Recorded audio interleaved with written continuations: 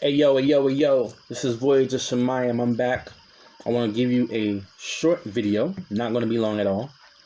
Some interesting things have been happening in my life as it pertains to my spiritual tools and so forth, and just my spiritual journey. I had an interesting experience at work two days ago in the parking lot. I saw a Indian man. I knew immediately he was an astrologer. I'm a prophet. So he was speaking to people, giving them some free readings and stuff. So I called him over. I said, I know you're an astrologer. He just came right over. We just started talking and blah, blah, blah. He came up real close. I kind of have a pet peeve with that, but I deal with it because I believe he was trying to sense my energy and tap in. Which I'm cool, because you can't do nothing to me. Nothing that I don't allow. Or that is not allowed. You can't hurt me. So, sure, read.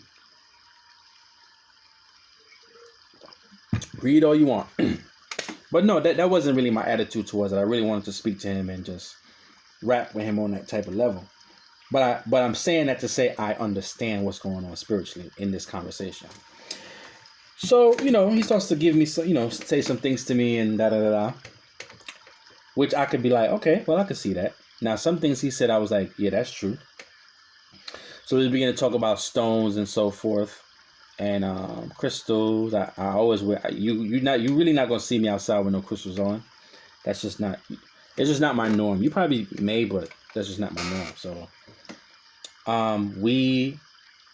he began to tell me really things that I already knew, but I'm a smart guy. So I understand that when you're dealing with these astrologers, and this is no shade to any East Indian person that's watching this, they trying to make some money. I understand. I'm not wronging you. However, you got to use discernment to know, all right, yeah, they're trying to sell you something that you'll benefit from, but just understand they're trying to sell you something. So why am I saying that? If you are a good researcher and you could research yourself, the big old bag of money he's going to charge you, he or she's going to charge you for a consultation or to tell you this and tell you that, you could probably find out yourself.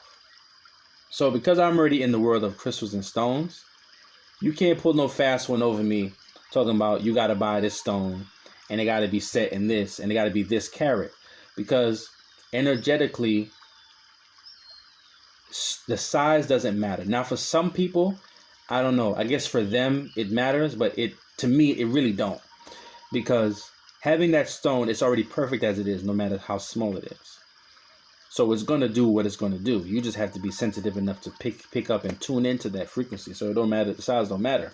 So you telling me I need to buy, let's say for example, ruby. Everybody know ruby is hella expensive. This carat, and it got to be set in gold. You trying to make some money. That's what it is. So even though, according to my astrological chart or whatever, it's telling me I need to wear ruby, you trying to make some money. So I ain't about to spend all that money and I don't have it, but I could go buy something much cheaper. Now, of course, it may not look all that pretty or gemmy, but it's still going to do what it needs to do. So, I chewed the meat and spit the bones out of that conversation. But he gave me something. No. First, I had on some rose quartz, the same rose quartz right here. I had on the same pendant. I had on my green aventurine bracelet. I don't have it right now. And so he asked me what I had on, so I showed him. And I had on a wire cage. It was a small piece of celestite in there. So he touched the rose quartz, and he touched, the other green aventurine, and he said, "This stone is good for you." And he touched the green one. He said, "That stone is good for you." And I took out the celestite out of the cage and gave it to him. He said, the celestite, he said, this stone has no energy in it at all. And I was like, now that was on point. And I said, yo, it's so crazy you should say that, because Spirit told me like a long time ago that this stone is dead. Even when I first got it, this was a number of years ago, I felt no energy from it at all. But I just wanted it because, I had seen it somewhere and whatever. It was like tiny little piece of celestite. He said it has no energy. He says neither bad nor good for you. I said, you know what? I already know that's the truth. So he picked it up. He said it's dead. He gave me a gift. He said, I want to give you a gift. And he said, do you know what this is? I already knew what it was. This is, I ain't going to zoom in, but this is a rudraska. All right. Some people say rudraska. My tongue. Rudraska. Or rudrask. So sometimes they say rudrask, or they say rudraska, which is basically the tears of Shiva, or the eye of Shiva. Okay. There's different type of rudrask. I made it into a pendant. So of course he just gave me the seed of it. You like that? And I made it into a pendant myself yesterday. And this is a 5-faced rudraska. You can kind of see it, even though it's kind of blurry. He gave me the 5-faced, and he said this one will be very beneficial for you. All right. And he gave me some instructions to condition it. He said put it in 1 part milk and 1 part water. I know some other sites and some other resources will say, put it in purified butter for 24 hours, then put it in milk, cow's milk, full fat milk, however they describe it, for 24 hours, and then it's ready to go. Conditioning it. I think what the conditioning is pretty much like, moisturizing it, because it's a seed from a fruit or a tree. So the moisturization will make sure that it stays moist and it doesn't dry out, because if it dry out, it'll crack. So they say you do that about every 6 months and so forth. You can get it wet. You can wear it anytime, anywhere, even during sex, anytime, anywhere. Just keep away perfumes and soaps from it, because like I said, it may dry it out, or cause it to crack. This tool, I think, is very powerful because you can use it as what they call a pendulum. All right. You can use it as a pendulum. Those of you already know what that is. And now let me get back to somebody trying to make some money off of the rings. So I already knew, because I already did it plenty of times online, my Vedic astrology. According to my Vedic astrology, I need ruby. I need a ruby ring, whatever carat. And then they have the cheaper alternatives, of course, which is the cheaper alternative to ruby is going to be your garnet, and even coral, red coral. Spirit told me that ruby and garnet, their energy is similar, but garnet is a more calmer version of its energy. This is what Spirit told me between ruby and garnet. Ruby, of course, is the fiery energy. And what comes to mind when I talk about ruby is that fiery child-like energy, or that fiery youthful energy and desire and passion that a young person has. And the garnet, the red garnet, is going to be your more mature self. So you're still fire, you're still passionate, but you're more mature. You know how and when and what to be. You just have that sense of maturity on how to use your fiery energies and passion. You're confident, you're secure, and you know yourself, you're sure of yourself, and you know when to turn up. But the ruby doesn't always know. The ruby is just in its full blast. It's all the way turned up. So I can either get a ruby ring or a garnet ring, and I probably at some point will get both. I already have a garnet tumble. It's very beautiful, very heavy, very dark. So they said that the rudraska can be used as a pendulum, which I did last night. It was very fun.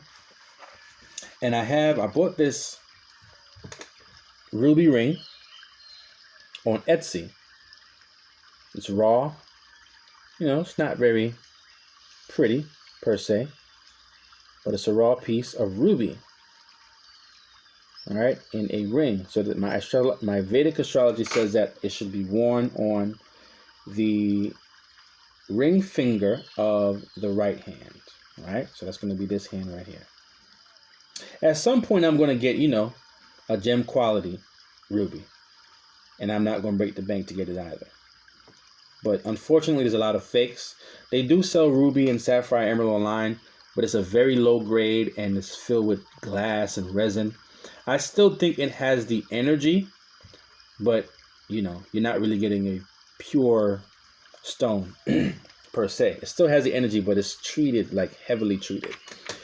And I don't mind my stone being treated as long as it's the real thing and not glass. You feel me?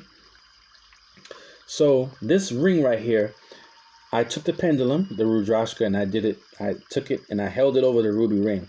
And I said, do I need a gem quality ruby ring, or will this ring suffice? And immediately it started going clockwise. That means this ring will suffice. So I said, okay, I'm good. You see what I'm saying? So going back to somebody trying to make a buck. You feel me? But you don't got to do all of that. If you know how to shop and you're street smart and you know what to do, you be like, okay, Panji, I got you. No problem. You know what I'm saying? No problem. I hear you, Defcar. And you just go on Etsy and you go get yourself a nice raw ring, or you go and get yourself a faceted ring. It may not be the highest quality, and you go be great. You go be great. So there's always a cheaper way or a more frugal route. You got to pick sense out of nonsense. You know what I'm saying? And there's so many scams. You could pay a whole bunch of money for a nice looking ring, and then you go test it and find out that the sucker is fake. You don't want to go through all that. Unless it's somebody that you trust and you know that they're about their craft and they're 100% legit. All right, then you can spend some money because you know you're getting a real product. And get yourself a gem tester if you could afford one. And so that was an interesting experience. I'm still studying the Rudraska and seeing where that's going to take me. You know what I'm saying? So that's my little crystal update. What am I rocking today? I have on some Larimar, some magnetic bracelet. What are your experiences with Larimar in the bottom? Let me know in the comment box, I meant to say. And even if you got some ruby, have you worked with ruby before? I said ruby, about to speak in tongues. Ruby, Have you worked with ruby? What is your experience with ruby? Let me know in the comments below. Peace.